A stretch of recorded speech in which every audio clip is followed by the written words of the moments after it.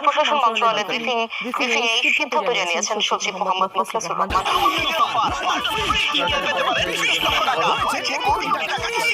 তিনি বলেন, নিত্য পণ্যের দাম বিবেচনা করে মহার্ঘ ভাতা দেওয়ার বিষয়টি সময় উপযোগী। সরকারি কর্মকর্তাদের মহার্ঘ ভাতা দেওয়ার সিদ্ধান্ত নিয়েছে সরকার। বেতন স্কেল অনুসারে সর্বনিম্ন থেকে সর্বোচ্চ কর্মকর্তা কর্মচারীদের এই মহার্ঘ ভাতা দেওয়া হবে।